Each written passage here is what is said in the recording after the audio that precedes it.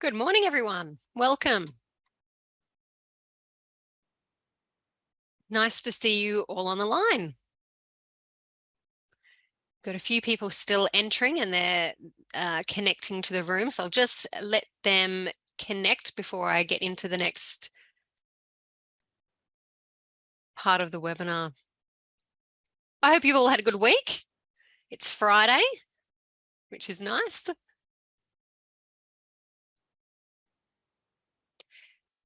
Now, feel free to utilise the chat today if you do have any questions as we go along. We're lucky enough to have someone from the Far North Queensland Desbet Regional Office with us today to answer any questions you have that are specific to Skilling Queenslanders for work. And I'll do my best to answer any other questions you might have about tender writing. Of course, if you prefer to take yourself off mute and ask your question using your microphone, that is also totally fine. Just let me know. And before I go into the rest of it, I'll also let you know that this webinar is being recorded today and it will be available for you to view later. You'll also get a post-event email with the resources that I refer to today. So don't worry too much about taking lots of notes because you will get the slides and the recording. Yeah. Sometimes I see people furiously writing things down. So please don't feel like you need to do that unless, of course, it helps with your own thinking. Okay, let's get started. Welcome. My name is Stacey DeCulmer. I manage sector capacity at Kpis, or the Queensland Council of Social Service, and it's my pleasure to present this workshop today. Kpis has been working with Desbet for many years now, supporting the community services sector to respond to the Queensland Government's initiative of Skilling Queenslanders for Work in this tender writing support, these workshops and other associated resources. So I'd really like to thank Desbet for their support and for their contribution to the content of this workshop and for their attendance.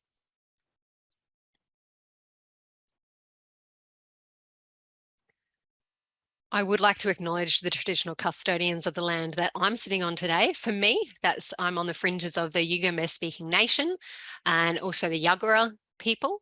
I'd also like to pay my respects to the Turrbal people because I do a lot of my work on their land, and extend that acknowledgement to the Durumbal people of Central Queensland, on whose land I was born and raised. I extend that acknowledgement to any First Nations people on the line today. And I really encourage you, if you're viewing this webinar live or you're participating live today, to share in the chat the land that you're on, so we can see what parts of Queensland you're all on today. Now, Kpis thanks First Nations people for the gift of the Uluru Statement from the heart, and we really look forward to supporting the work leading to a successful referendum to enshrine a First Nations voice to Parliament in the Australian Constitution, followed by Makarrata and Treaty. And Kpis welcomes and really enjoys the engagement, the invitation to work with First Nations peoples in a movement of the Australian people for a better future.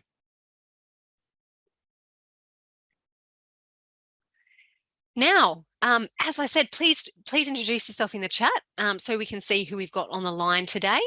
Your organisation, perhaps, the land that you're on, and what experience you might have in applying for grants. We always have a mix of those who have written plenty of grants before and those who are really new to this endeavour. So we can hopefully learn a little bit from one another today.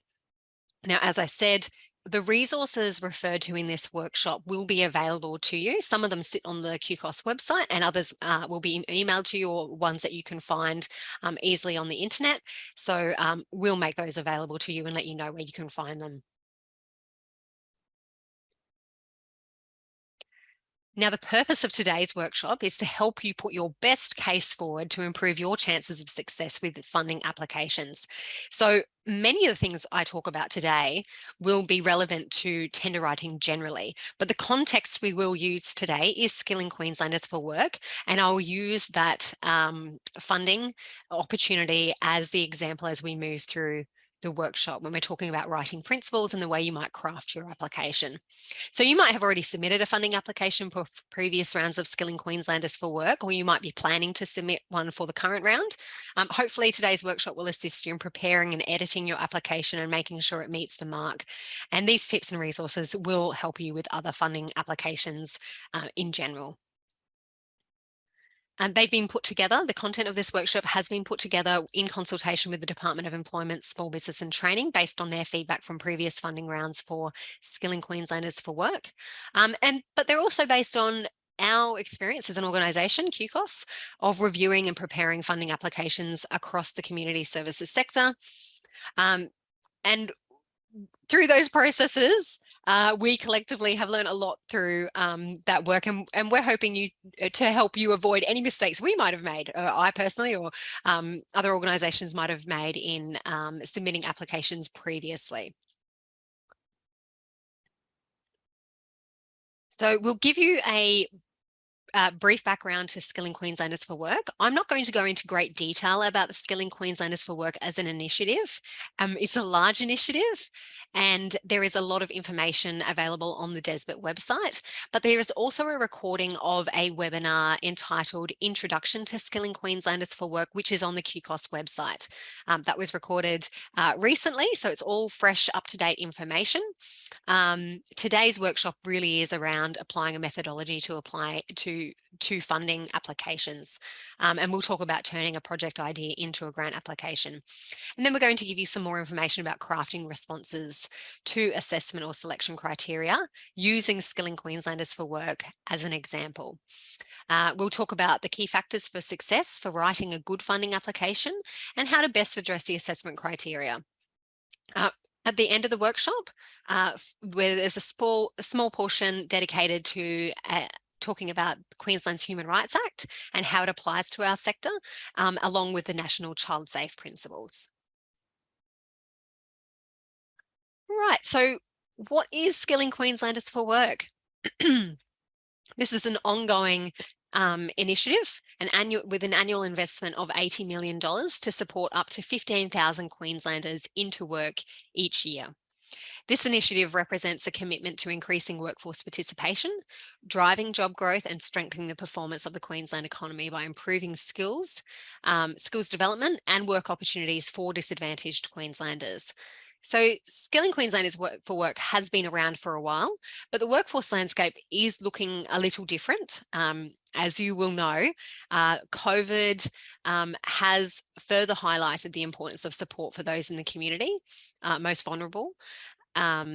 And those who experience reduced employment opportunities. And this funding round, we have also seen the addition of $10 million dedicated to community recovery projects for local job seekers in flood-affected areas, because that's another thing that we have been dealing with quite recently is natural disasters. So there's a few tweaks to the initiative to really help us focus on those flood-affected areas. So Skilling Queenslanders for Work supports the delivery of tailored local community-based support to young people, mature age job seekers, Aboriginal and Torres Strait Islander people, people with disability, women re-entering the workforce, Australian Defence Force veterans, recently released prisoners and people from culturally and linguistically diverse backgrounds. And Skilling Queenslanders for Work is characterised by clearly defined target groups, voluntary participation, individual pathways, an integrated mix of assistance and strong support for participants. And these are things that we know the community services sector does really well. The initiative is supported by a statewide regional network working closely and forming partnerships with community-based organisations and local employers to determine local skills and entry-level industry and labour needs. And this program relies heavily on the partnerships formed within communities to ensure participants have a pathway to employment.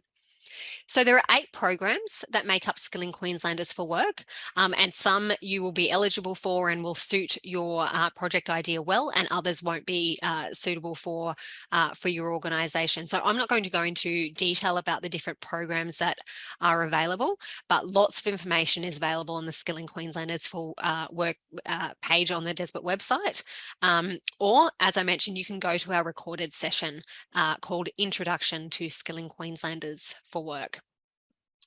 And we will include that link in the post-event email. Okay, so a quick poll. Who has applied for Skilling Queenslanders for Work? If you have, would any of you like to share your experience of that?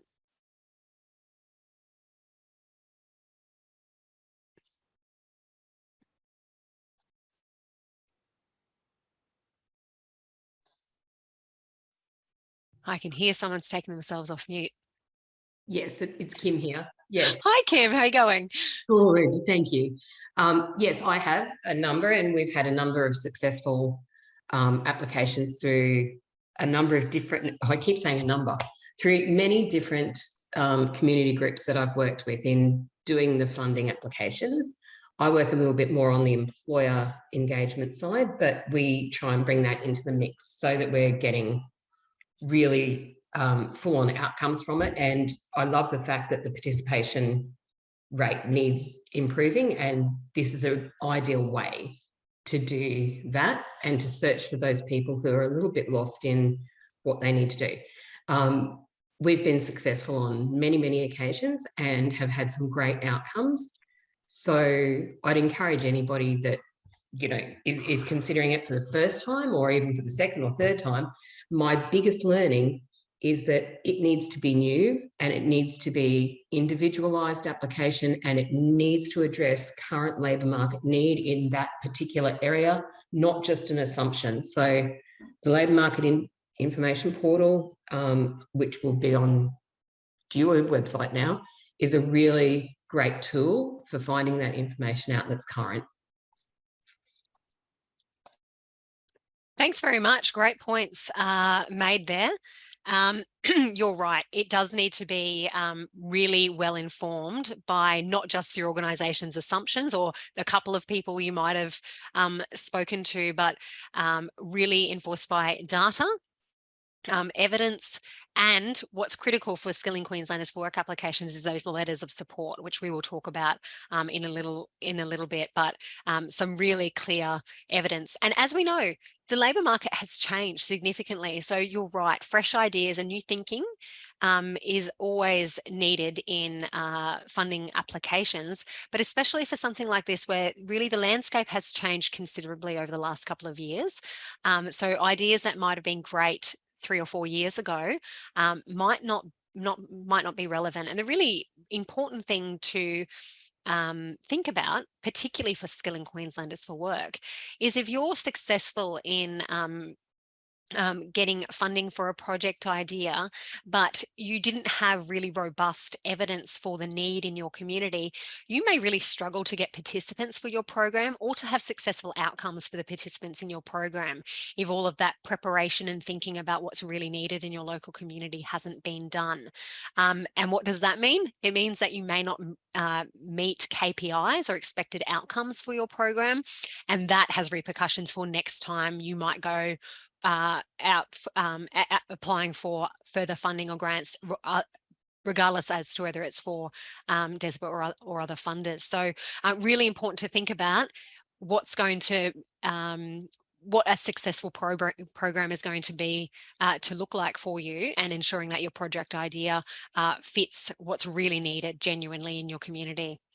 Thanks so much for that response. That was really good. Okay. So what is the department looking for in funding responses? Whenever you're submitting any funding application, it's really important to first understand the objectives of the funder and what they're looking for. If we use Skilling Queenslanders for Work as an example, what's the Department of Employment, Small Business and Training looking for in a funding response? Now, this is a quote from DESBA. To sum it up, they're looking for community-based organisations who approach projects with the intent to provide genuine support and assistance to participants. So this means organisations who understand their target cohort and their barriers to employment and can provide support to help them develop the skills they need to gain employment in their local regions. We already know that community services organisations do this work really well. They're well connected and they do understand how to genuinely support and assist participants in this program. So community service organisations are really well placed for this work. And what's for any tender application you write, you must be clear on the intent of the funding. to ensure that your idea fits the brief. So for Skilling Queenslanders for Work, applications must demonstrate that the community-based organisation applying understands the intent of Skilling Queenslanders for Work, which is to develop the skills of disadvantaged Queenslanders, that is people who are underutilised or underemployed in the labour market, as well as building the skills of people in the target groups, providing assistance to individuals who need support to enter and stay in the workforce. So we're talking here about not just attraction, but also retention. The training and assessment strategies must support the needs of disadvantaged learners, and community-based organisations must have legitimate and established employer engagement strategies in place. So one really clear point that the department has made is that training for training's sake is not acceptable. Training is one element of Skilling Queenslanders for Work, and having people complete their qualification or the learning goals set out for them is one element, but it really is around the wraparound support and modelling that guides people into the workforce and keeps them engaged in the workforce. These needs are really driven by the community-based organisation based on their understanding of the clients and their community, not driven by the RTO that's involved in the program. It's essential in your applications that you provide evidence, that you understand your cohort and clients in your community, that you understand their barriers and what resources they might need to overcome them. And that you can provide the assistance they need to gain employment, that you know how and where you can recruit participants. That's a really important aspect. Some people have some great ideas and they look really good on paper. But when they go to recruit participants for their program, it might be tricky to find the participants you thought were there, or maybe the amount of participants you thought were there. And that's a really important consideration to think about in the current workforce landscape at the moment, is numbers. And the last one is that you have links to employers who can provide jobs in your local community. So that really genuine relationship with all of the stakeholders that are going to help this program be successful is very important. The thing about good working relationships is they can't really be faked. So they need to be really genuine partnerships in the community that are going to help you get those successful outcomes that you're looking for. So providing evidence is really crucial. That's for any grant or funding application. And as we go through the presentation today, I'll give you some more tips on how to do that. Okay, so how can you meet the requirements of funders and serve your participants and community and fund your work? So the answer is to use, I think, a methodical approach to winning tenders. And I'm going to take you through a 10-step process of preparing, planning for, and writing a solid application. These steps can apply to any funding or tender process, but we'll use SKU as our example today when we go into the specifics. So you can see clearly here, there's a prep, design, and a writing phase to this, and this is the methodology we'll go through. Now, our recommendation is that you start mapping out your tender plan before you start writing your response. And it might seem like there is a lot of work here to do before you actually even get to the stage of putting pen to paper or writing words in the portal, which is what we use for Skilling Queenslanders for Work. But if you do this preparatory work, think of it as a scaffold for your final submission. Your writing will be much clearer and you will have to do far less editing in the back end before you submit if you have done this prep and design work beforehand.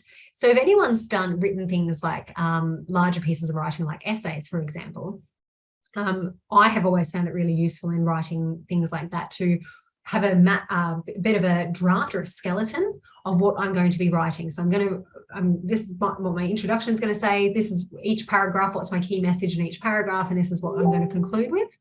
And that is how we would also approach a tender or a grant application, being really clear about what it is that you want to say and what the idea actually is. Now, this is particularly important for something like Skilling Queenslanders for Work because it relies so heavily on partnerships and external stakeholders. Now, anytime you add another person to the mix or another organisation or business to the mix as far as a project goes, the need for clarity gets greater and greater because it's not just you in your organisation who has this great idea and you're just going to deliver it by yourself and what's in your head is what's going to happen. The more people you add to the greater picture, the more different viewpoints and visions get added to the mix. So doing this prep work makes these relationships smoother, makes people really get on the same page before they embark on a really important working relationship. But as far as the writing itself, really great prep work to do to make sure that writing has a lot of clarity. Okay, so we're going to talk about prep first. The first part of this process really is to create a grants reference library, understand your purpose and capability as an organisation, and foster strong working relationships. Now, these are things that can be done, that are good things to do, regardless of as to whether you have a tender application on the go or you're preparing for one. This is just preparing for one specifically that you've got that you want to make a submission to. So really good things to have on the go all of the time. And we'll go into these steps in more detail. So this phase is really about, I would describe it as making sure your foundation is strong before you embark on tender writing. So for those who have written applications before, you may have had this experience of scrambling for information like your financial statements or your insurance details 5 minutes before the tender is due to close. I know for myself, there is one person in the organisation who I know I could go to who would know where those things are. And if that person was unwell for the day or unexpectedly not in the office, I would have a hard time probably finding those things. So having a place where several people know where those important documents are is really important. So that's why we recommend the first step is to start putting together a grants reference library. It's information that is relevant and usually needed for most of the applications you submit. That way you have one point of truth. If someone's unexpectedly not there, you will still know where to find those really important documents. You could also include in your grants reference library a list of ideas that your organisation does have the capability and expertise and some really great ideas around, but you might not have funding for it yet. So an ideas library is another addition that you might like to make to that list. So here's a list of things that you might have in a grants reference library. As I said, it's the kind of information that you would need for most applications that you're submitting. And it's pretty consistent regardless of what funding you're applying for. So your ABN, resumes or CVs of key staff, that's often needed these days. Another good idea to keep in this spot is evidence of your organisation's success, such as feedback from clients or partners or information from past grant applications, including feedback that you might have got from previous funder, regardless as to whether it was successful or unsuccessful. It's really valuable to keep the feedback that you've gotten from funders previously about your application, because that will give you gold as far as writing another application, particularly if it's for the same funder. Okay, it's really important to understand that for organisations to first understand their purpose, their intent, and where they are strategically heading as an organisation before taking on funding. So it can be really excited and totally understandable to get excited by grants and funding that becomes available. But ensuring that the purpose of your funder and the purpose of your work as an organisation have some alignment is really important. That's not to say that organisations don't branch into new areas of work or not ever change what you do, but that your core purpose and mission as an organisation should align with the work that you take on and the work that you're applying for. So a tip from one of the department's assessors is to think about who you work with on a daily basis and develop projects to support the clients you know and the clients you do support regularly. You know your core business well. And I believe most of you, if not all of you, do a really good job of it.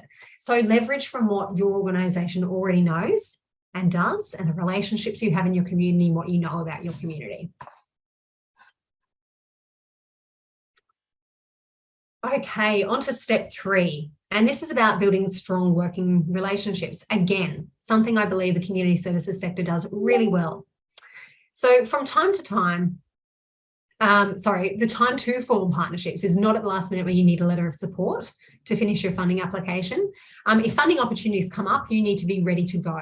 So starting early and being proactive in building relationships. Now, the good thing about Skilling Queenslanders for Work is it is a long-term initiative.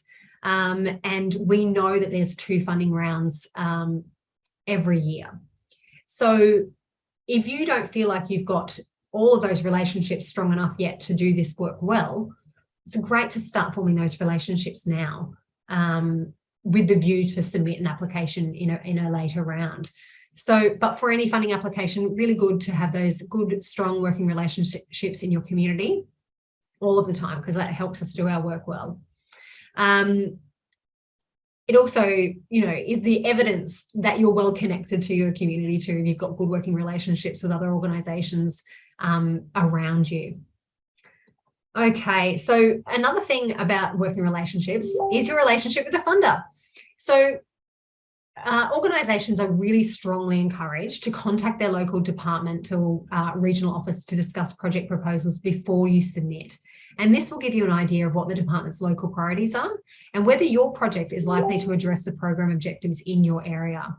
Now, the regional office will also be able to advise if the project meets the program's guidelines, and this will save you wasting time on a project that doesn't conform to program guidelines and gives you time to change your proposal to make sure it does meet the guidelines if it does need a little bit of tweaking.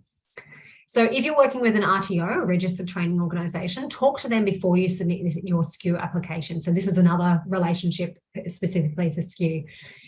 You need to explain in your application how you selected them and what your working relationship is. So it's really important to have a good working relationship with them from the get-go. Right, any comments about the working relationships before I move on to the next phase?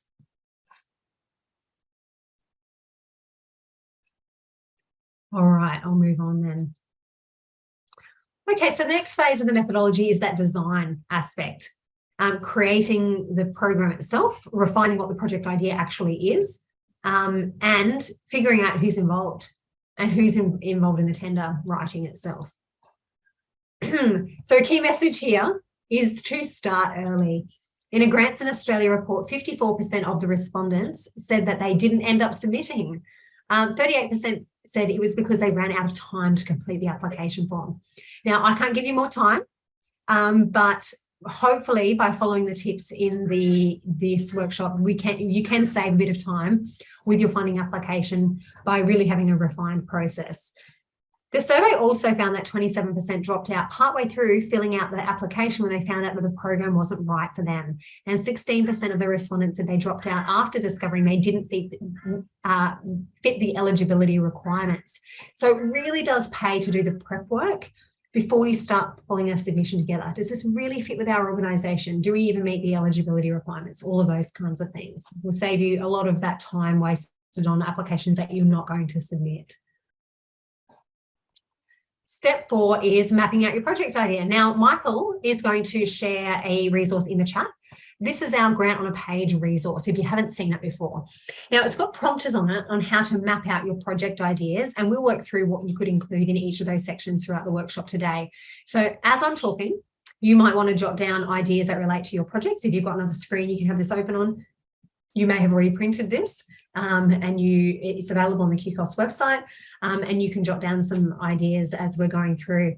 So this resource is designed to help you describe, analyse and design your project model so that when it comes to writing your application and answering the assessment criteria, you have a much clearer idea of what to include. So it also helps to think about how and if your project fits with your strategic plan and your organisation's mission. I'm going to reference that a few times because I think it's so important. It's really tempting, as I've said, to apply for funding when you see it, especially when it looks interesting and exciting, but you need to find funding that really fits with your organisation and the work that you do. This is what the Grant on a Page template looks like. This is just a little screenshot of it, but I recommend printing it out, A3. It's a really good resource to use when you're getting other people involved in it. So you can have the idea kind of mapped out the way you see it and share it with others to check that what you're envisioning for the project fits what they're thinking. Or you might like to actually use it as the tool that you and your partners come around with right at the beginning. So you might want to use all of these different aspects as the basis for your conversation about what the project could look like. You can use it in a few different ways. And make sure you gain some clarity around your project.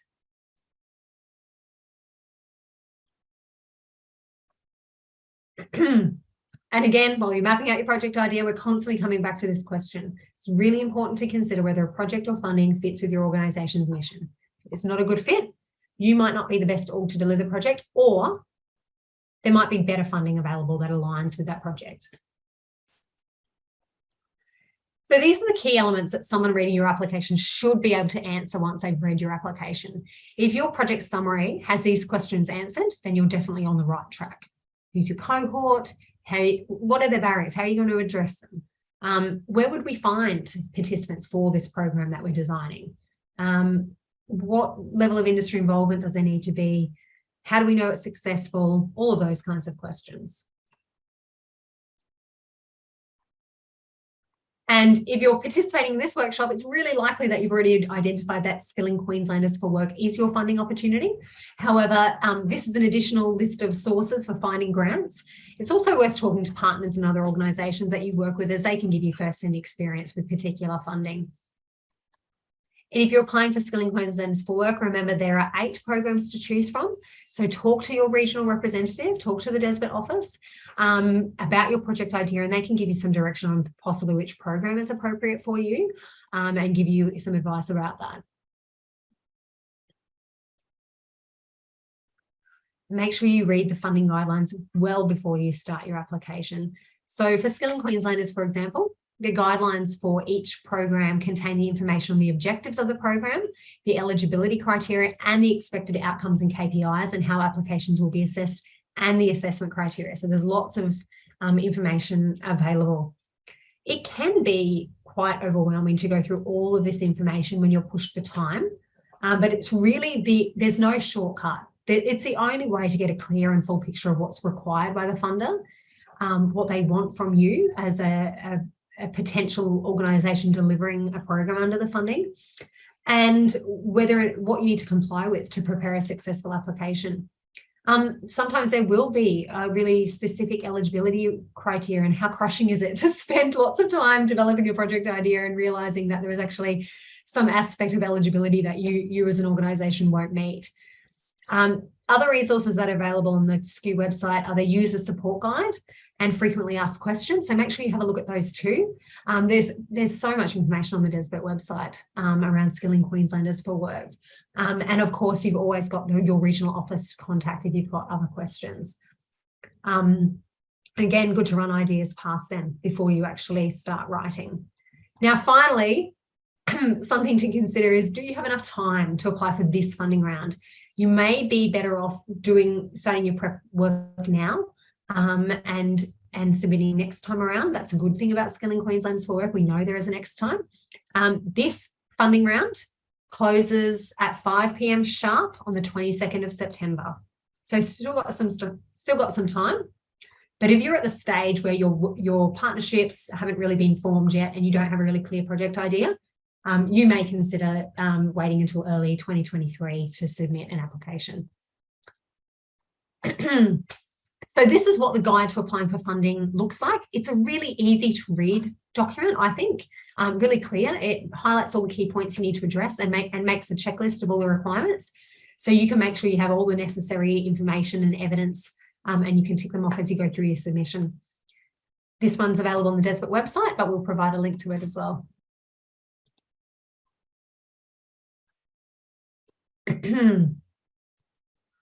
Okay, and again, I really can't emphasize enough the importance of contacting your local office to discuss your idea with them, particularly if you're new to Skilling Queenslanders for Work and you haven't submitted an application before. You can go to the SKU webpage, you can contact your regional offices, and there's a number and email address on the screen. So the next step in this process is creating a team and a timeline. Once you've decided you want to go ahead with the tender response, it really helps to set up a tender response, and think about what their roles are regarding this. This is particularly important when we have quite a few people away sick at the moment, sometimes unexpectedly going off away on sick. You may have people, now that the overseas travel is a thing again, going on holidays and things like that. So really important to know who's actually involved in this process, what's our timeline, and who is responsible for what aspect and when their part needs to be done. And you might think, I don't have a team, it's just me, I'm going to be writing the submission myself, which is totally fine, particularly for small organisation. There is often one person doing the writing. But you do need to think about who else might be involved, even if they're not actually writing. Who needs to approve before you submit it? Does someone need to approve it? Does someone need to look at it before you submit it? Who has the financial statements? Who's getting the letters of support, and who has the contact details for your partners, for example? So even if you are the only person writing the submission itself, there may be several people actually involved in submitting the application, whether it's through approvals or providing evidence required for submission. So some of the roles you might like to think about assigning could be the principal writer. Who's going to edit it? It's really good to have someone who actually isn't involved in writing of it to edit it, because they can give you a really good sense of whether or not the application makes sense to someone who is not actually involved in the project design. There might be an IT person. There might be someone who needs to give final approval, someone who can help you do up the budget in your organisation. So lots of different people who may be involved. And of course, there's also the partnership aspect of it.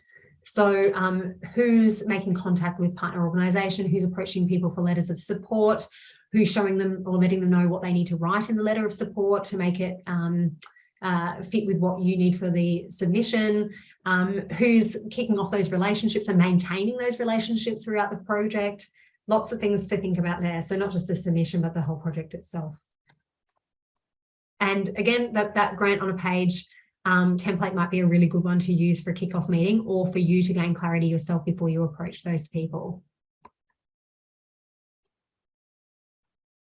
So after you have identified who's involved in this process, the next step really is to develop a timeline. So working backwards from the due date with specific tasks included. So for example, we know that this funding round will close on the 22nd of September. So you might say 5 days before that is when you need all of it to your CEO or board or whoever it is that's approving to read through and make suggestions or amendments, so that you have time to do those tweaks before you actually submit. Or you might need other people to have those letters of support to you at least 5 days before that due date, or whatever it is that's going to work for you as an organisation. But having some really clear deadlines along the way of when different aspects need to be finished, because everyone having it ready on the day it's due, I mean, it could work, but it might be a pretty stressful day for you. So really good to have some of those, tasks outlined and some due dates before the final due date set out, and that everyone's clear on those dates and what they need to do to make sure it all happens smoothly. You might need to mark out time in people's calendars, etc. You don't want to find out 2 days before it's due and you haven't actually got it all together yet, that actually the CEO is taking leave and they're not going to be able to look at your submission. And that's actually something that's required for you to be able to submit a funding application. So mapping those tasks out and thinking about who needs to do what really helps some of those last minute issues that will really mess up your plans as far as making a submission. Okay, so it's helpful to use a tender planning checklist. You can have a look on the back page of that grant on a page resource. There's a checklist of different things you need to keep in mind for any tender writing. You will need to do this. So what's the milestone and key dates? So briefly, what's the outcome sort? What's the key requirements? Who's on the tender team? And the checklist of all the inclusions that you need, and making sure someone's got that covered. And how are you going to evaluate your project? This is a really important part of the planning process for any project, not just Skilling Queenslanders for Work.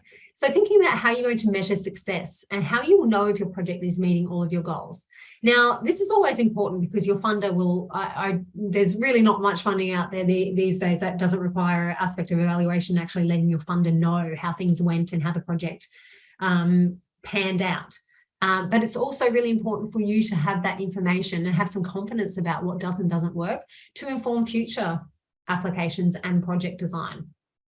So as you're writing your application, you're thinking about whether you can deliver what you say you will and how you're going to measure that. So that's a really great thing about the evaluation brainstorming, is it really does help you critically reflect on whether or not your idea is something you really can pull off as an organisation. Is this realistic? If we're going to measure this, we're going to measure these outcomes, can we really train 20 baristas? And does our town need 20? Like, how many of those are actually going to get jobs? How many cafes do we have in town? You know, this is the kind of thinking that we're doing to ensure that our project idea is something that's realistic and something that is measurable. So just make sure that evaluation isn't an afterthought. Now, this might not be applicable for this one in particular, but it does pay to think about whether or not you need to build evaluation into your budget, particularly for other funding applications. So that survey that I referred to before about the amount of people who started applications and didn't actually end up submitting them, that same survey, they found that 20% of grant seekers or writers wished that they had incorporated more funding for evaluation, because the time it takes is often a lot longer than what people think. Now, Desmond actually does evaluate Skilling Queenslanders for Work projects 12 months after they finish, which is a great way of them being able to track how successful Skilling Queenslanders for Work projects are. So you as an organisation, if you are delivering a Skilling Queenslanders for Work project, will be submitting monthly reports, and you'll submit a final report letting them know what the outcomes of the project has been, whether, you know, what has happened to those participants, how many of them completed the learning that was the goal, how many of them are in a job, how many have gone on to further learning, etc. Immediately after your project is finished. But Desperate will actually get in touch with participants 12 months down the track and see what the longevity of those outcomes have been.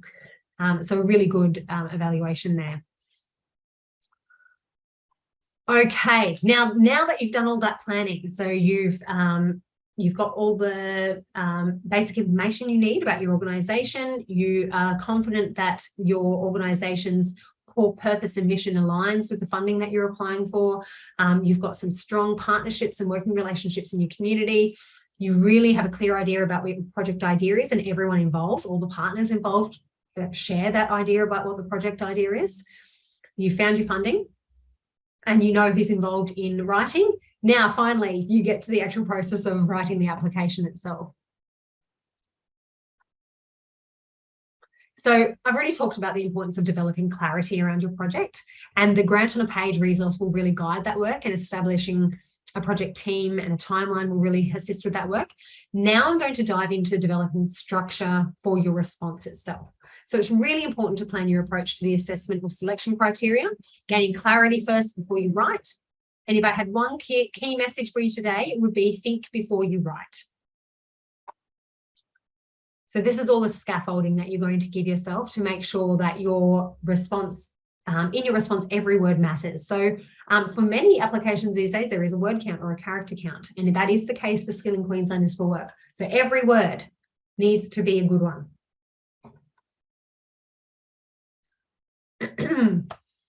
So the first point I'll make here is that when determining a structure for your response, that you're not writing a novel. And I'm not talking here about the length or the fact that you can't be creative, but I'm talking about the fact that the structure is fundamentally different for this kind of writing. So creative writing tends to introduce detail first, and we meet characters and scenes are described to us, and we're lead intrigued and wondering, oh, what's going to happen next, and what happened there, and I wonder, you know, what that person's doing. And as we read further, we start to learn some of the answers to those questions, and the plot starts to develop. And there might be twists or mystery. That is the exact opposite of what we need in funding applications, because we want that all those details to be really clear to the reader right from the start. So we're going to turn this on its head. Tenor writing demands the opposite. So there's no room for intrigue and working up to a point. The reader needs to be hit with the key points straight up. So you need to start with key message. You're providing your supporting points and themes and detail and data or evidence. Now, by putting the examples of evidence down the bottom, we don't mean to say it's less important, simply that you need to start with your message. So when we're structuring our response, we want to decide what the key message is first. And it's a good idea to do some brainstorming with colleagues for this purpose. So sometimes you see responses that build up to the point and using a series of examples before drawing a conclusion, but you really need to put your key messages up front. And again, back to the evaluation aspect, evaluating your project thoroughly will give you a really good set of data for future projects and funding. Okay, so we're going to use Skilling Queenslanders for work as an example. If you're trying to structure a response for the assessment criterion, servicing community and industry needs, which is one of the criteria, you might highlight the key areas you need to address here so that you can really keep them front of mind. Now, in this example, you need to demonstrate that you understand the skills and labour needs at the local community level and how your project will address these. This is where you need to provide evidence of local industry demand and benefit to identify local skill shortages and future employment opportunities. So there are some clues here as to what the assessment committee will be looking for. So make sure you talk about how your project will link with other local initiatives or services and give evidence of your links to local employers, and don't forget to attach your current letters of support. And we will talk about those letters in a little bit because they're very important. So if you are going to map this out visually, it might look something like this. And this isn't prescriptive. I'm not saying that this is exactly the amount of words that you need to dedicate to each thing. But if I was going to respond to this criteria, this is the scaffolding I would give myself before I was writing. You can use bullet points and sub-dot points and start to build your response from there, but using a visual map can be helpful when you need to communicate your thoughts to others. Now, bear in mind that these are just examples. You might want to allocate different sub-word limits at this stage. So you build a draft for yourself and what you want to say, and think about what evidence you might have for each key message. It's very easy to start working on a section and get carried away, and before you know it, you've got 300 words about one particular thing. But if you're doing that for every aspect of your criteria, you will hit that word or character limit before you've actually gotten to address all the key points that you really do need to make a balanced and robust response to this selection criteria. So you don't want to use up all of your words on one particular aspect, like 300 words talking about local need. You're then going to be very low on words to get to the rest of your response. So this kind of process really helps us get clear about how much we can really afford to say about each aspect. And it will also stop you from writing, spending a lot more time writing words that then just have to be edited out later because you've got too many. So this really does help you have clarity, but also makes that writing process a lot less painful. Here's a starting point. So you can see here that there's some really good information in this, this statement, but it doesn't explicitly address each point in the assessment criteria, and the key message is not clear and there's not evidence for everything here. So if I'm an assessor reading this, I have to kind of work hard to figure out that this response actually meets the selection criteria. And you might pick up on some areas where you could simplify the language and cut words to help with the word count. For example, there's very significant in here.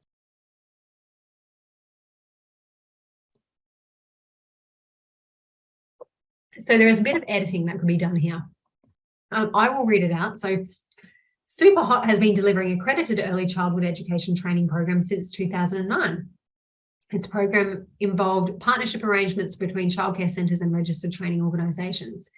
In 2012, we expanded our program to include cultural competency training for working with Aboriginal families, as there is a large population of Aboriginal families in the region.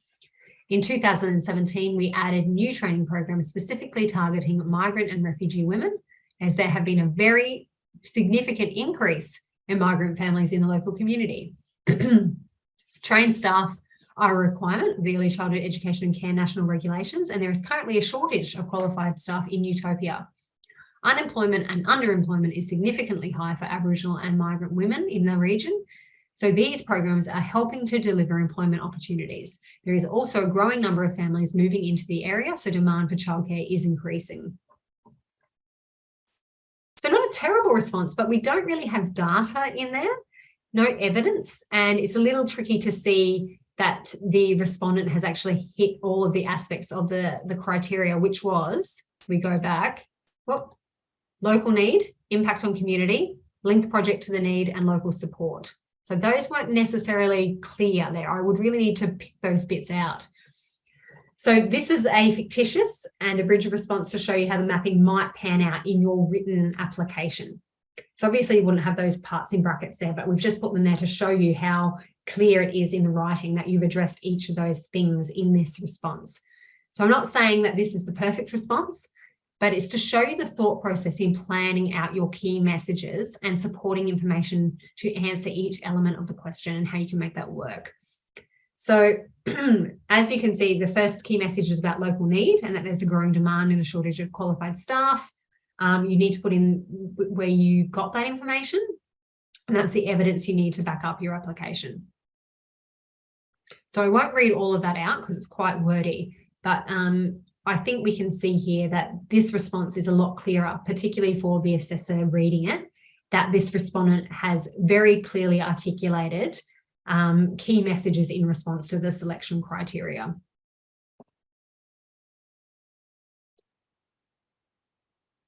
So now we're going to go through the Skilling Queenslanders for Work initiative to go through how you would address each of the selection criteria in it. And again, this is specific to Skilling Queenslanders for Work, but you will find that many applications have similar selection assessment criteria. They might be worded differently, but the process is the same. Understand what the criteria is asking for and make sure you address it specifically.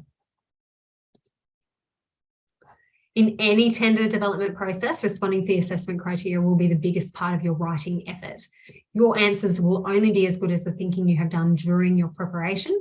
And this is your opportunity to demonstrate that you understand the requirements and to provide evidence, and to demonstrate your capacity to deliver and to demonstrate your value for money and to articulate your unique value proposition. The assessment or selection criteria should reflect what is most important to the funder. These criteria will be used to score and rank your proposal in relation to others. We will talk a little bit more about how Skilling Queenslanders for Work proposals or submissions are assessed, but it's pretty similar for most funding proposals. There will be some kind of scoring criteria that the assessor uses. Now, it may be necessary sometimes to repeat information where it is of importance to addressing the specific criteria. Now, here's some of our top tips for assessment criteria, responding to assessment criteria. You need to be really clear about what's being asked for in each criteria and what needs to be included. So fully understand what the funder is actually asking for you in this criteria. A good response will be clear, concise, and comprehensive. Now, being comprehensive while being concise can be tricky, but we will talk about that. Plan your key messages, the key points you want to make, and make sure you put them up front. You will not have word count to talk about things that aren't specifically asked for in the selection criteria. So making sure that those key messages, first and foremost, address the assessment criteria is really important. I very much doubt you'll have any words left to talk about things that the funder isn't actually asking you about. And then provide evidence to back up your claims. That's a really important aspect. Okay, so for Skilling Queenslanders for Work grants, we'll continue to use their criteria. These are the 4 Skilling Queenslanders for Work criteria and the ones that you will need to respond to if you're responding to this initiative. So for Skilling Queenslanders for Work, they're assessed in 2 stages. To our desperate person on the line, please feel free to add to this at any time. So stage 1 is capacity to manage. So this involves the assessment against the capacity to manage criteria. An applicant must demonstrate a capacity to manage in order to be eligible to proceed to stage 2 at all.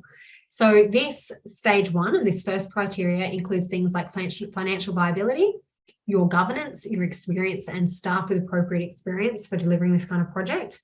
We'll go into a little bit more detail about that, but it's really important to know that if you're not able to demonstrate capacity to manage in your application, the rest of it won't actually be looked at.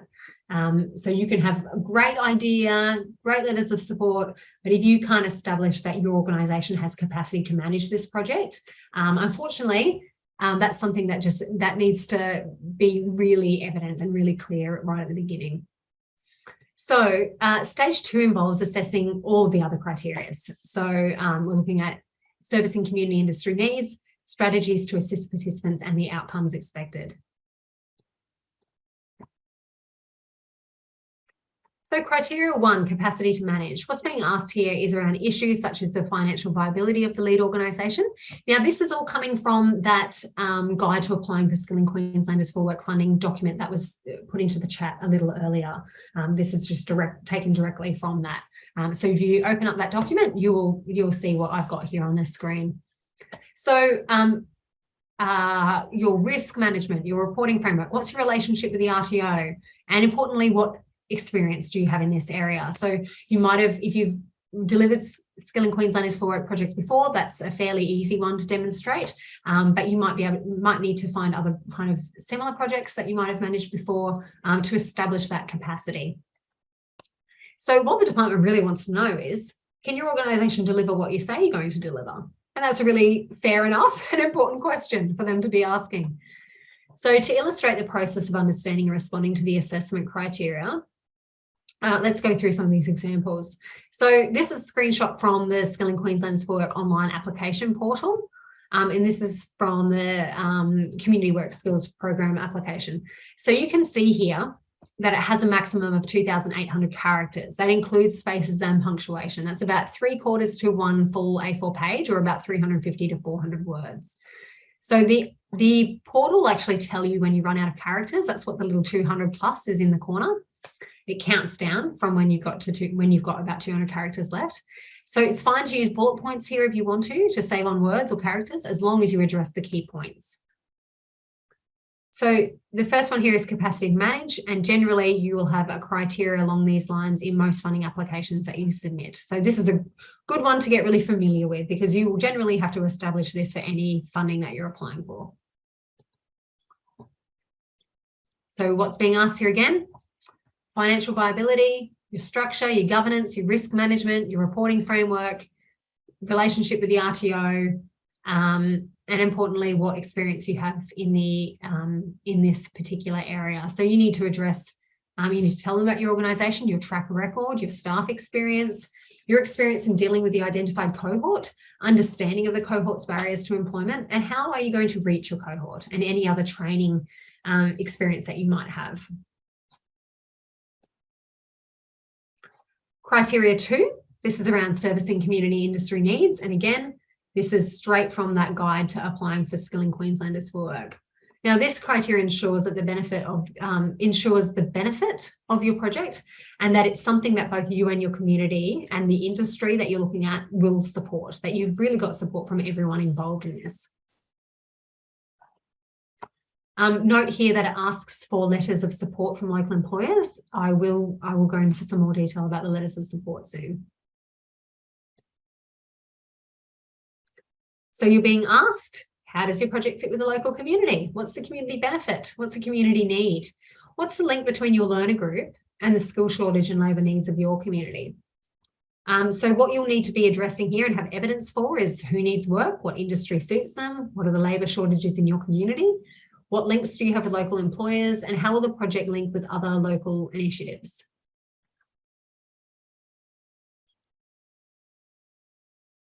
Criteria 3 is strategies to assist participants. Now, this is something that you as community service organisations will be really good at. And it's important for you to be able to partner with others who are good at this too, as well as, and importantly, the RTO that you're working with. Really important to be on the same page about what kind of support you're offering participants, not just from a learning aspect, but also as that wraparound support aspect. If you do listen to the Introduction to Skilling Queenslanders for Work webinar, there are some great examples throughout that webinar of the kind of wraparound support that's offered to participants through the Skilling Queenslanders for Work projects. And, you know, they're far broader than what some people realise. There's organisations out there that facilitate participants getting their learner's licence, for example, meal subsidies, outfits for interviewing and practicing interviews, life skills, things like navigating a public transport system, how to get a go card. All of those, if they're in Southeast Queensland and utilising public transport, all of those kinds of things are examples of the kind of wraparound support that are given to participants.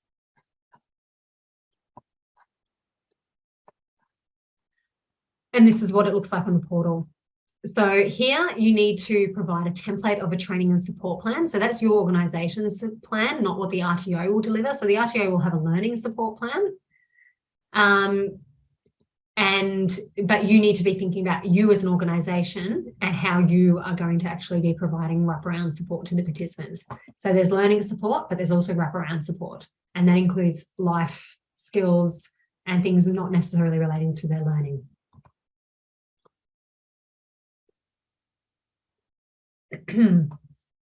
So here you're asked, how are you going to support participants and overcome barriers?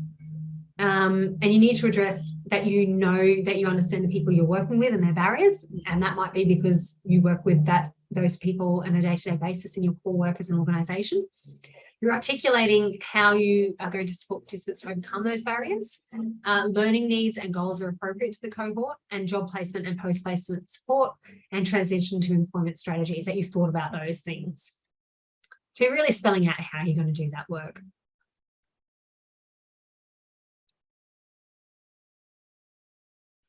So training delivery strategies do need to be flexible and adequate to meet the needs of your target participants. And it's really important to note for Skilling Queenslanders for Work, there's a real emphasis on the individual learner and participant. So it's not a broad brush approach to learning and support. It's not that everyone is having exactly the same experience and everyone is going to participate in exactly the same way.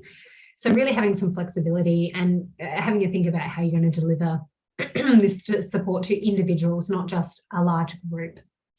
Ensuring that there's appropriate time allowed for learners with a disadvantage to complete the qualification. Taking into consideration the target group and the level of the qualification being delivered is really important. Making sure your training and support plan spells out tailored support that you're providing. Is the RTO on board with your approach to this? Do they have different ideas about how to be best support individuals? This partnership and both of your contributions towards supporting the students will make a big difference to the success of your project. Okay. And of course, the fourth criteria is outcomes. So in this section of the application, the funder is establishing confidence in the value of your funding your project. So what's going to be the outcomes if they fund your project over someone else's? The outcomes will vary according to the specific program you're applying for. So the department's expectations about the outcomes to be achieved for each program are published on their website in the program guidelines. And again, this is where it pays to have done your homework upfront. So make sure you've read the guidelines for the program that the specific program you're applying for, and make sure you refer back to that to ensure you're addressing the expected outcomes. So this is what it will look like. This is an example of the program guidelines for one of the 8 programs in this funding round. This is for community work skills. So this specific program, we have a look down on the fact sheet or the document that you can download on the Desbert website. You can see here that there's some really clear KPIs. And checking the expected KPIs is really important because it helps you understand if what you're putting down in your application is something that's really realistic. So for this one specifically, we can see that the completion outcome should be 65% of participants, that they gain the qualification or statement of attainment, and that the employment outcome should be about 55% of the participants. So you will find clear KPIs on all of the program guidelines on the Desbert website. So think really realistically about your goals and the outcomes you're putting down in your application. So for this one, you're being asked, how are you going to help your participants get a job? So how will you actually be meeting those outcomes? Checking that the qualification matches the skill shortage or labour market need in your community. Employers know your organisation and they support your project and if possible would employ your participants. and what past outcomes you have had. So this is the part of your submission where you really promote the great work that you've done previously and establishing confidence in your ability to do that again. So when we spoke to a community representative on the Work Advisory Job Committee, they all said that it was really important that applicants talk about their connections to the community and to local employers. That's really important, that they can see that you clearly have relationships with others in the region. And the final criteria as part of this one is the cost and value for money. So cost and value is not just about price. So DESBET does have nominal benchmarks for costs, but best value does not mean the cheapest. So you do, however, have to address how you came up with these costs. That you need to justify how these costs will help participants overcome any barriers and get a job. It doesn't mean you necessarily need to have the cheapest delivery model, but you need to establish how you got to that figure. So DESBET and the assessors are able, and the committees are able to establish whether or not that's a worthwhile investment of resources.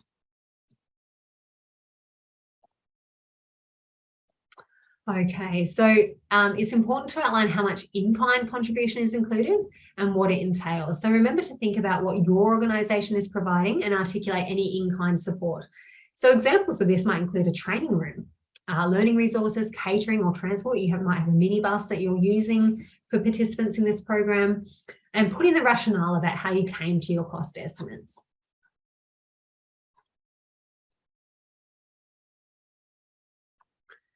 These tips apply to all of your tender writing projects. Be honest and realistic when setting your budget. You want to be competitive, but you also need to ensure that you have thought about all of the costs in delivering the project, because if your costs are on the higher side, make sure you explain in your application. For example, if you're delivering in a remote area, transport costs are going to be higher, other costs are going to be higher. So be really realistic about that. Ensure that you include all of your in-kind support, whether it's financial or other support, and make sure that you read the guidelines to see what kinds of costs are allowed in the funding. So there are some costs that aren't eligible. And think about how you're going to acquit your grant. So how are you going to demonstrate that the amount of time and effort that you budgeted for in-kind has actually been contributed? Really important to be realistic about your budget, not just because you want to get your funding, but because you want to make sure that your organisation is appropriately funded for the level of investment you are making as an organisation. You don't want to be cut short really at the end of your project and find that actually it costs you a lot more to deliver this than what you actually asked for. So something we need to be really clear about, and I'll speak specifically about Skilling Queenslanders for work here, is eligible and ineligible costs. This is something that is a common mistake, something that people have been caught up on a few times. Check that your costs are eligible. It's easy to avoid this one, but it is a really common mistake. So the guide to applying for funding, which we've shared already, and it's on the DESBET website, makes this very clear. For example, you cannot include office furniture or motor vehicles, but you can include support costs such as subsidised travel or meal programs for participants. The department has identified some confusion from a number of SKU providers regarding the funding for post-participation support. So I'll be really clear about this. Skilling Queenslanders for Work funds are only able to be expended on eligible activities until the delivery end date. Now, a lot of organisations, particularly if you listen to the examples provided in Introduction to Skilling Queenslanders for Work, a lot of those projects describe how participants are given post-program participation support for 1 month, 3 months, 6 months, whatever it is, and that post-participation support is really valuable to those participants entering the workforce and staying in the workforce for some time. We have to be really clear that that post-participation support isn't funded by DESBET. So that's an example of in-kind support that your organisation is providing. If you're choosing to do post-participation support, so after your delivery end date, that is in-kind contribution from your organisation. It's not something that you're going to be able to get financially compensated by DESBET for. So just being really clear about that one. Number 2 is staffing costs. So make sure your wage expenses include everything. Some people forget things like superannuation and award increases. So if there's an award increase or an EBA wage increase scheduled for throughout your project, make sure that's included in your budget. If your budget needs to include work cover costs, check your insurance policy to ensure you're budgeting the right amount for each trainee that you're claiming for. So insurance policies will have a figure in it of what you can claim. The assessors are fairly familiar with what's an average percentage to be claiming for this kind of expense. So guesses that are very much outside of the normal bracket, they will pick up on that. And once they've picked up on something like that, it might make them feel a little uncertain about the other costs that you've included and whether or not that's just a guess or if you're pretty sure about the costs involved. So just be careful about those kinds of things. Check insurance policies to get accurate figures. Spend locally. So is there someone you can be partnering with locally to cut down on travel costs? Now, this isn't just about budgets, it's also about fostering local relationships. But those assessing applications do look more favourably on submissions which utilise local partnerships. It's often easier to have a partnership with the bigger organisations or businesses that approach you, but in the long run, this initiative really is about looking to grow local partnerships and support participants long-term in their communities. So not only do you cut on travel costs by using local suppliers and trainers, but you contribute to that long-term goal of forming community-based partnerships. And some travel is ineligible, such as interstate travel. So again, check those funding guidelines. Number 4 here is to include detail. So detailed budgets mean you won't get caught out claiming for something that's not an eligible expense and makes it easier for financial reconciliation. So those assessing your application will feel confident that they know what exactly they're funding for, which is a big positive for you. But detailed budgets also make things easier for you if you have unexpected or even expected staff turnover during Skilling Queenslanders for work. So being really clear about what the budget is for will take that guesswork out. If you put $20,000 for admin costs down, I mean, what does that really mean? If you as a project administrator end up leaving and someone else takes your spot, or someone else is having to financially acquit the Skilling Queenslanders for work budget, how will they know what you were thinking when you actually put that figure down? What things are they meant to be claiming for and what things they need to evidence? So really important, that detail gives the funder confidence, it protects you as an organisation. And the last one, make sure it adds up. So we always recommend getting your application checked by someone who's not in your project tender team for the writing itself. It's really hard to pick up on typos and things like that when your brain knows what you wrote and it's already kind of interpreting it for you even when there's a mistake. The same goes for the numbers. So get someone else to run through the numbers and make sure everything adds up. You would be surprised that my DESBIT colleagues tell me, you would be surprised how common this mistake is, that the actual final figure in the budget doesn't actually add up to everything that's in the column. So make sure that those someone has double checked those numbers. So let's quickly go over some of the most common pitfalls for addressing the selection criteria so you can make sure you avoid them. So the first pitfall is not addressing the assessment criteria and talking about something that you want to say to the funder, but it's not really what they've asked for. So these are the assessment criteria are very obviously the key things your application is going to be assessed against.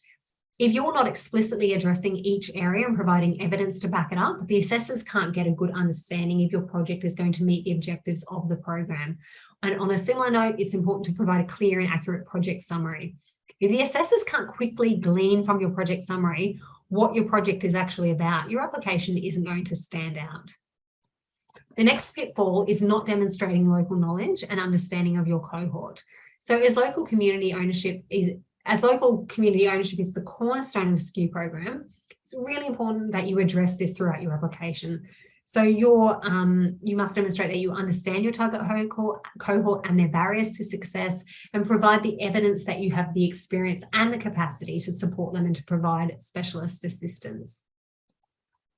Now, you might think that cutting and pasting text from a previous application will save you time, but often there's more effort involved in editing to make it relevant than if you had started from scratch. So beware of cutting and pasting. Absolutely use previous applications as a starting point and to get your thinking going. rather than having to start everything from scratch, but avoid cutting and pasting. And of course, not having a detailed budget or a budget that doesn't add up is another common pitfall.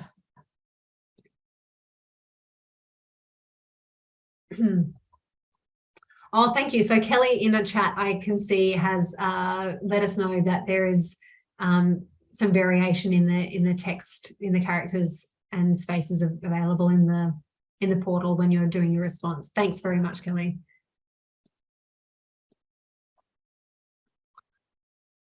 Okay, so provide supporting evidence. As you're crafting your responses to the assessment criteria, you also need to be thinking about what evidence you can provide to support your application. So this is where it pays to have built up your grants reference library we mentioned earlier, as a lot of the information will be there ready to go. You really should also map out what other documents the grant application requires, such as letters of support from the community or local council or businesses, because they can take a while to get. They're not always easy to get because, you know, there's lots of delays in your own organisation sometimes with people being away or having other priorities. And the same goes for the other organisations you're approaching or businesses you're approaching. They have the same delays in responding to your request. So making sure you're getting those things really early on.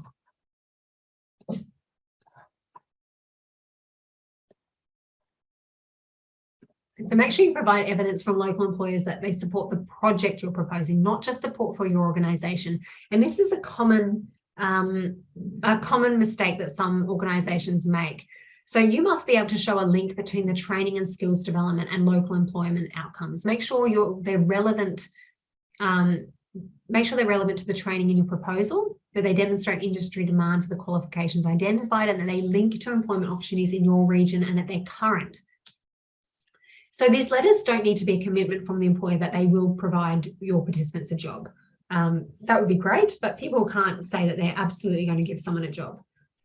But they do need to, the letters do need to indicate that these local employers and industry leaders, they do support your project, and that in principle, there is a need for the qualification you're delivering or your project idea.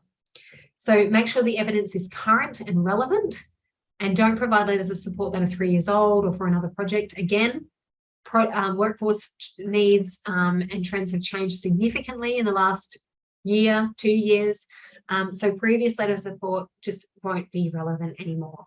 They need to be current, they need to be on their letterhead, and they need to talk about the project, not just your organisation. So if I went to get a letter of support and from a cafe down the road to support my project around doing barista training or hospitality training, what I would need the letter to say is not just, oh, Stacey's really great to work with and Kpis is a great organisation, we really support the work that they do. Though that's lovely, that's not what's needed in a letter of support. The letter of support really needs to talk about the project itself. We really support this project idea. This is a qualification, or the qualification Kpis is proposing they deliver is something that is required in the region. Our business would be looking to employ someone with a similar qualification or that qualification in the coming few months, etc. You get the idea. So it really needs to be specific to the project, not just a letter of support for your organisation. Hopefully that's really clear.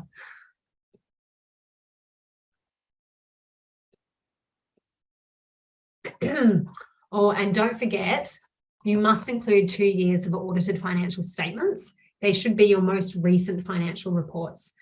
As with any project, it's very important to be clear about your financial obligations. And this is the kind of detail that might be overwhelming to start with, but getting clear about what's required is much easier at the outset than at the end when you might be required to produce specific records. So if you're unsure, please contact Esbit to have a chat about this.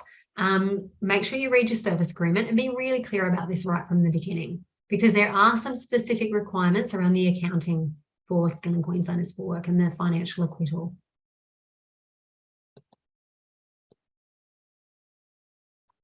The last stage in our methodology is it's nailing it, really. That's what it is.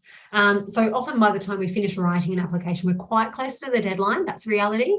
And there's not a lot of time left for finessing it, but it's really important. This is a really important step, the editing aspect, and can be the difference that makes your application stand out. So make sure you allocate some time for editing and proofreading and checking that you've got all of your attachments and that they're the right ones.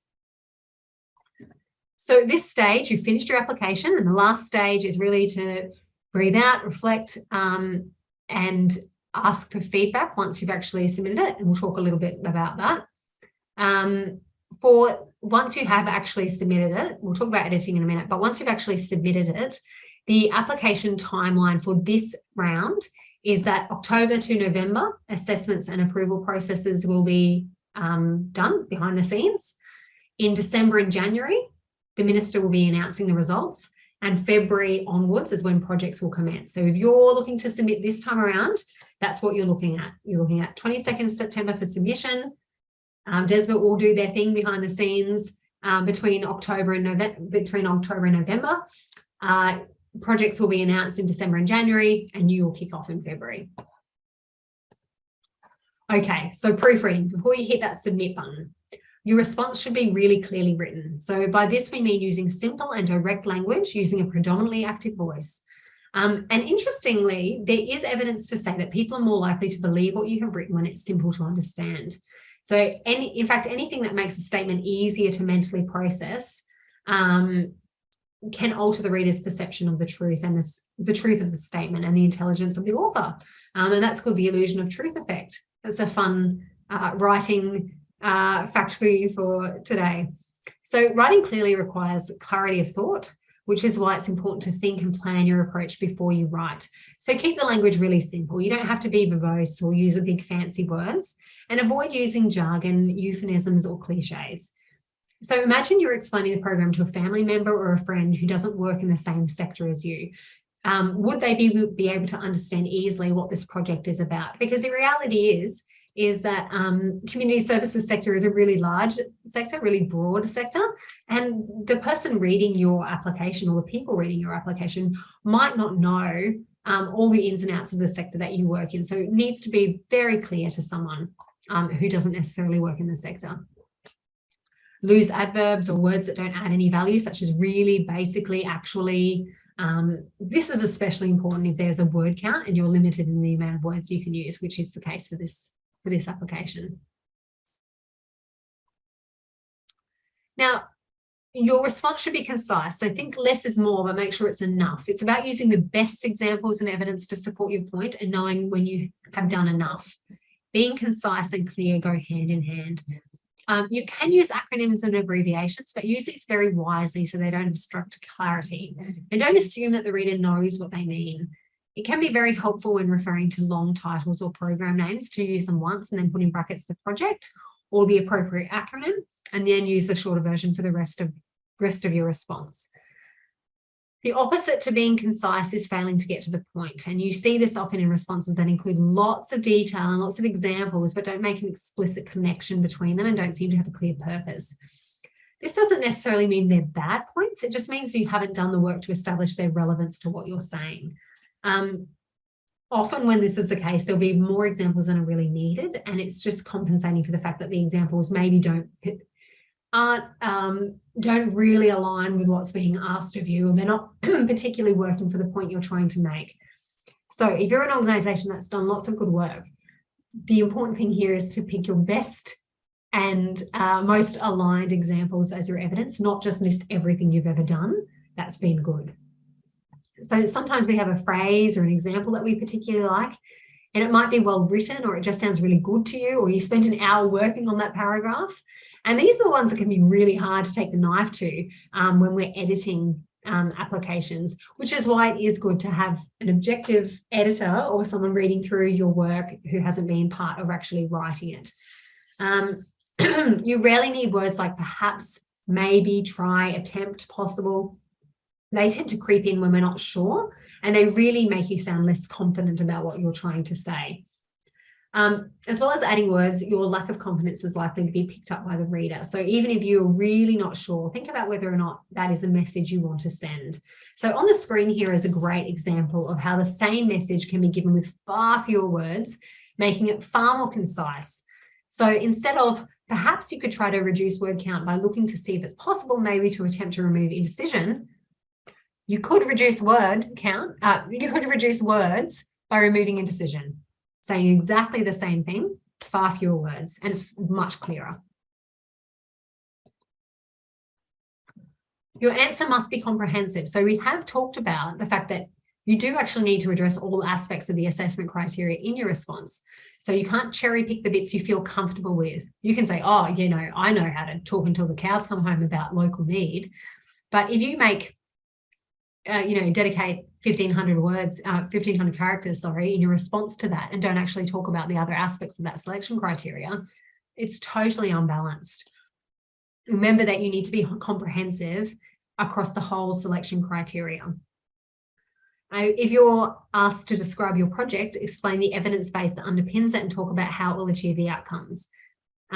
It's likely that the panel or assessors have a scoring matrix allocating, 33% to the 3 different things that are in the selection criteria, for example. So if you don't fully and comprehensively address each aspect of the selection criteria, you might score really well on one small aspect of the criteria, but you might not score well at all on the others, and it's an overall score. So addressing one aspect really well and neglecting the others, it just won't get you very far. Often you will see organisations making generalised claims such as XYZ organisation is an industry leader in its field. Now, if you're making claims, the onus is on you as the writer to provide evidence. Don't make vague claims and then not have anything to back it up. If you don't really have evidence for a statement, avoid saying it. So again, this goes back to having really good evaluation data and having evidenced partnerships and relationships in the community, because you will have evidence to back those things up. And your answer should persuade the reader to believe your claims. So other than being simple and clear, the best way to do this is by providing good examples and evidence. And another thing is that it can be really helpful to use the same language as the funder, because that helps them feel like you understand their intent and their purpose behind the funding and what they're trying to achieve. So reflecting the words of the funder in your own writing can be really helpful for that. Now, your answer could be everything we've just talked about, but if your point's not relevant to the tender opportunity, it won't help. So being relevant is a critical feature of a good response. Make sure your points link to the requirements of the particular tender or grant, and focus on the benefits you are offering to the funder in order to maximise the relevance.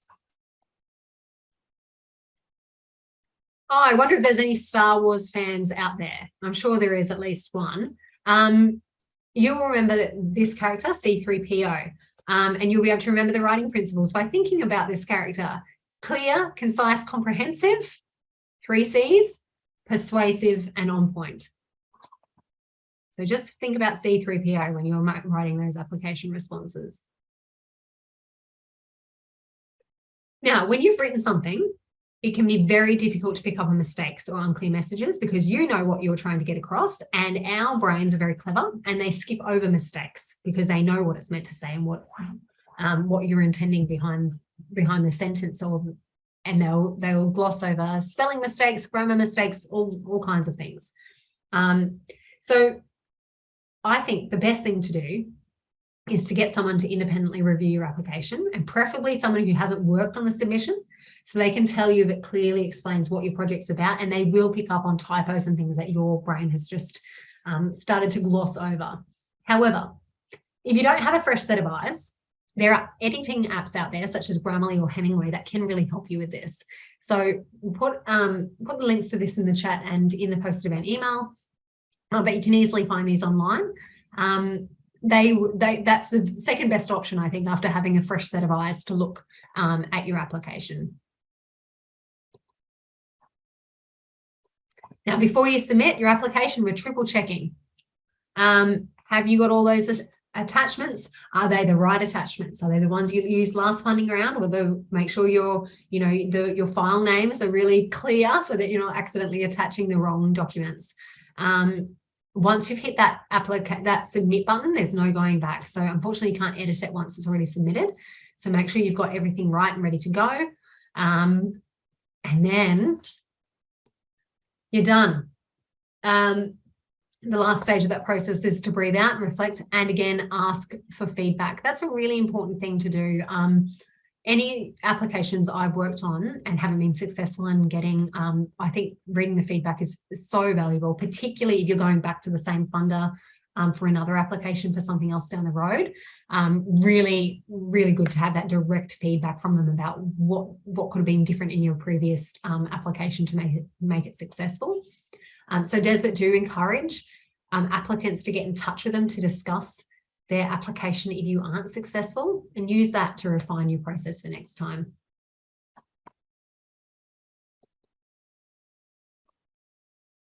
Oh, here you go. That's exactly what I just said. But another thing here, before you sign on the dotted line, it's really important to read the service agreement or the contract that you've been offered to make sure you're really clear about all of it before you sign. And this website here, Not-for-Profit Law website, has some great tips for reviewing a service agreement or contract before you sign it. So we do recommend that for any funding that you're accepting as an organisation. Now, was there any questions about Skilling Queenslanders for work or the application process before I move into a little bit of information about the Human Rights Act and child safe organisations? I can see that there's been some good activity in the chat. Thank you very much for your questions. And thank you to Kelly for providing some great answers there. I can see that there's been a bit of activity going on. Was there anything else before we move on? All right. I'm going to keep going about the Human Rights Act and child safe organisations. Now, if you're successful in obtaining a grant, these are two documents that you need to be aware of and understand the implications for your project. Even if you don't obtain SKU funding, it's really a good idea to be across these. Oh, I can see someone's, oh no, that's just you. That's just Michael popping things in the chat. I hope you're all familiar with aware of the Queensland Human Rights Act and the National Principles for Child Safe Organisations. These are really important for us to be familiar with, regardless of what funding we've got. So I'm going to go through a little bit of information about these now. So the Queensland Human Rights Act commenced on the 1st of January 2020. It lists 23 human rights. Now, modern human rights law has evolved since the late 1940s, initially in response to the atrocities of World War II, when the world said, we can't let these things happen ever again. So Australia has signed most of the existing international human rights treaties, but it's only when these rights are incorporated in domestic legislation that they can be properly protected. So Queensland was the third state or territory to introduce the human rights legislation in Australia. The ACT did it in 2004 and Victoria did it in 2006. That's just a little bit of context for you. Now, the Human Rights Act applies to public entities in Queensland, and a public entity is an organisational body performing a public function in and for Queensland. So there's two types of public entities. There's core public entities, and they're government entities. They include things like government departments like DESBT, and agencies, public service employees, Queensland Police, state government ministers, public schools, public health services, local government, etc. Now, functional public entities are considered public entities when they are performing a function or a public nature on behalf of the state. So community organisations fall into this category when we're delivering services on behalf of the Queensland government. And so at these times, the community sector, although you are not government, you are viewed, your services you're delivering are viewed as an extension of government. And that's why the Human Rights Act applies to you in the work that you're doing. So the Human Rights Act identifies 23 specific human rights that are to be protected. So there's a range of human rights, and over time it will be helpful to become familiar with these. There's some simple icons here on the screen that can help you remember them. Now, some of the rights that might be a little more applicable to the work that you're doing, maybe protection from torture or degrading treatment, privacy and reputation, cultural rights of Aboriginal and Torres Strait Islander people, and right to education. It's important to know that people have rights, not organisations. So not government and businesses, not organisation, but individuals themselves. And whether or not you are a citizen has no bearing on this. All humans are entitled to human rights protection.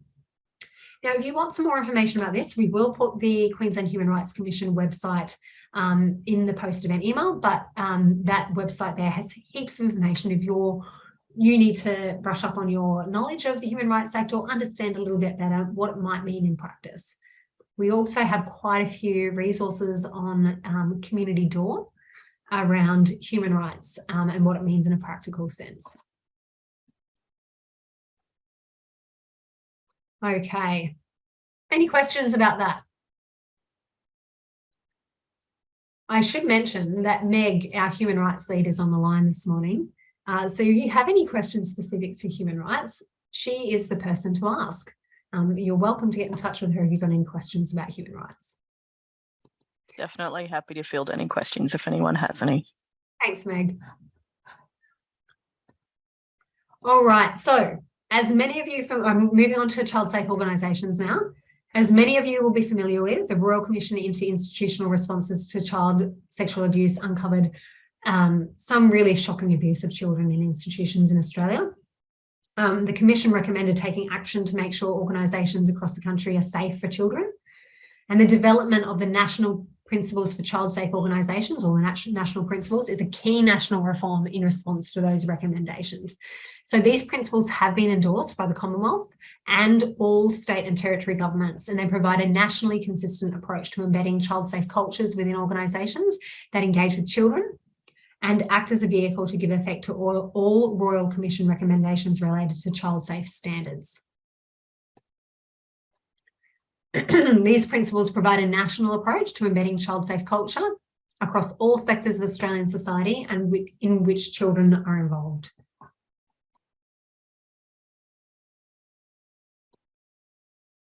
Now, these are the 10 principles as outlined in the National Principles for Child Safe Organisations. That document is available for you to look at. This document, which we'll share in the post-event email, goes into quite a bit of detail for each of these principles and includes indicators that show the organisation upholds the principle. So things to keep in mind with these principles is that you may be delivering a program to a child or some of your supporting services around a participant, which may include their child or their family.